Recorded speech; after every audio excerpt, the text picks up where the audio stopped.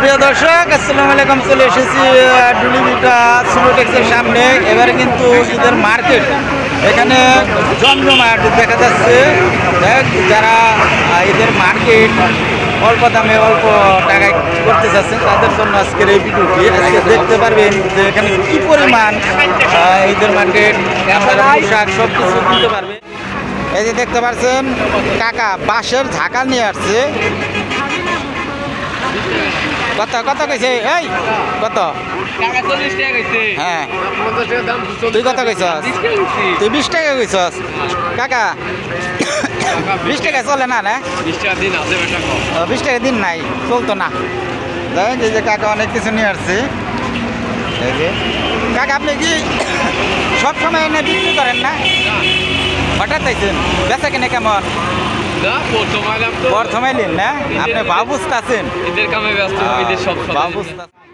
এখন আমরা একটু সামনের দিকে যাব, আপনাদেরকে সামনে আরো অনেক ভিডিও দেখাবো। এখানে ঈদের জামা কাপড় আপনারা কিনতে পারবেন, সেরকম দোকানপাট কিন্তু আমরা আপনাদেরকে দেখানোর চেষ্টা করব। দেখতে পাচ্ছেন যে সাইটে সিনোটেক্স ছুটি হলেই কি পরিমাণ ভিড় এখানে বাদে, সেটাই আপনারা ভিডিওতে দেখতে পাচ্ছেন।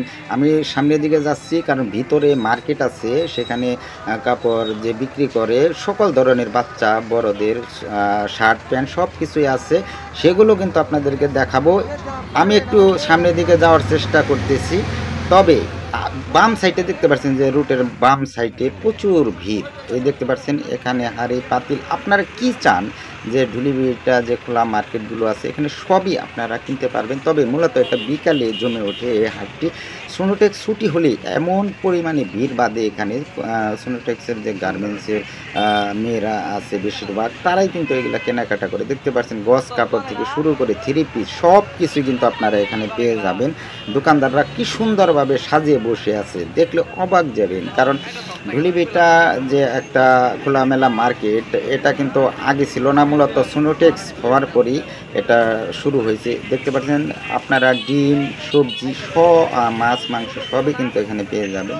আমি একটু সামনের দিকে গিয়ে আপনাদেরকে দেখানোর চেষ্টা করব। যে দেখতে পাচ্ছেন যে শপিং ব্যাগ, মেয়েদের ব্যাগ সব ধরনেরই আপনারা এখানে পেয়ে যাবেন।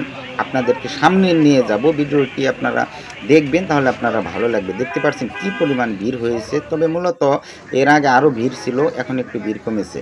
এই যে এখানে দেখতে পাচ্ছেন এখানে সকল ধরনের সবজি কিন্তু আপনারা এখানে পেয়ে যাবেন।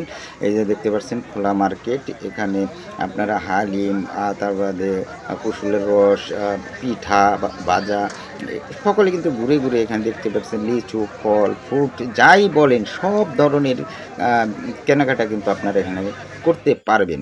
এখন আমি আপনাদেরকে ভিতরে নিয়ে যাব।